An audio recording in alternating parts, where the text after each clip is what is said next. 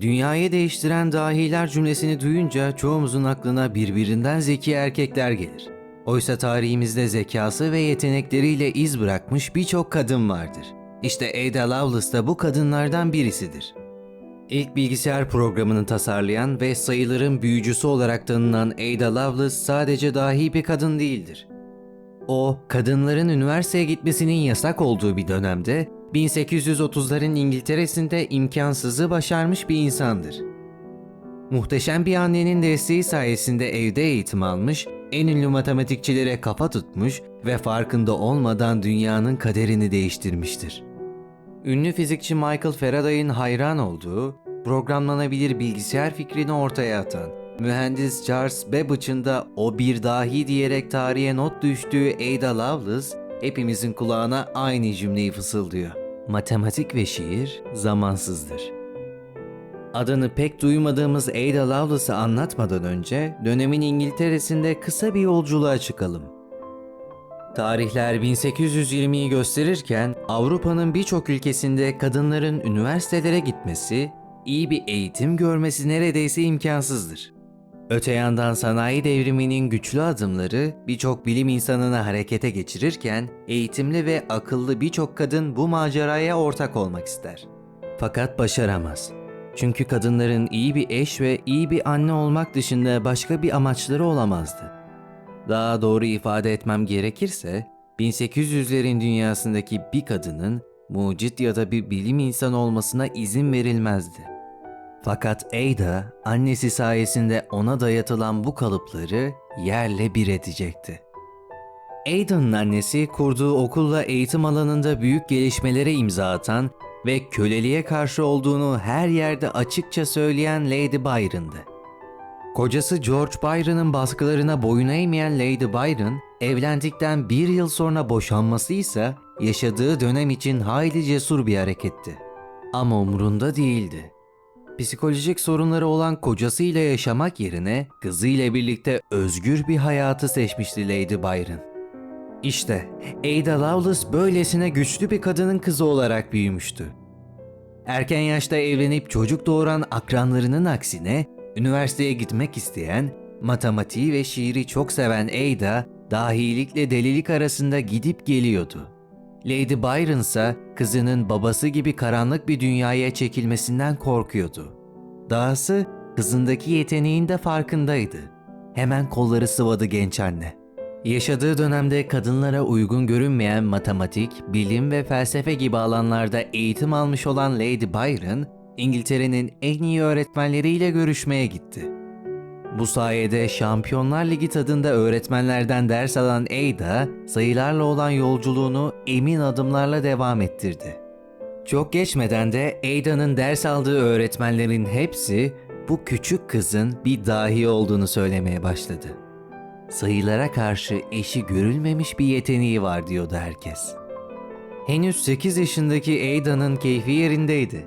Annesi gibi eğitimli bir kadın olmak istiyordu ve bu yüzden yaşadıkları çevrede pek sevilmiyorlardı. Haklarında tonla dedikodu vardı. Mesela küçük kızını iyi bir eş ve anne olarak yetiştirmeyen Lady Byron kötü bir anne olarak suçlanıyordu.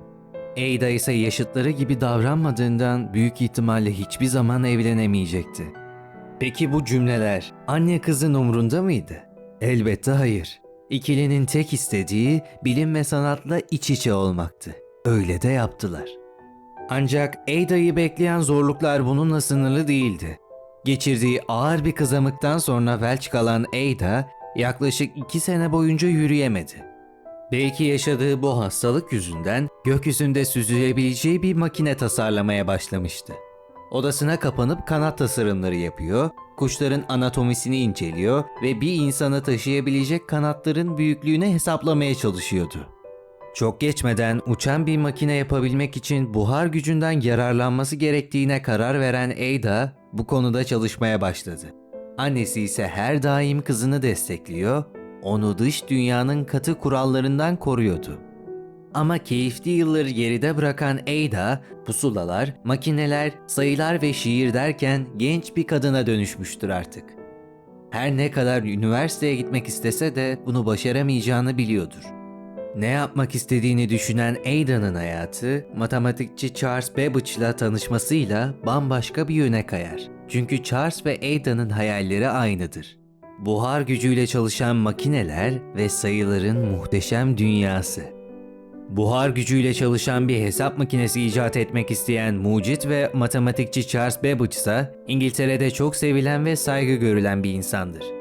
Yapmak istediği hesap makinesi tıpkı bir dokuma makinesi gibi delikli kartlarla programlanacak ve yüzlerce sayı üzerinden aynı anda işlem yapabilecektir.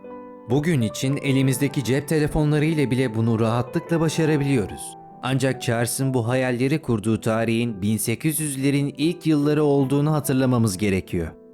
Zaten Charles da 25.000 parçadan oluşan bu motoru bitirirse dünyayı değiştireceğine emindir. Ancak Charles'ın önünde büyük bir engel vardır. Yaşı ilerlemiş ve yaşadığı sağlık sorunları yüzünden verimli çalışamıyordur.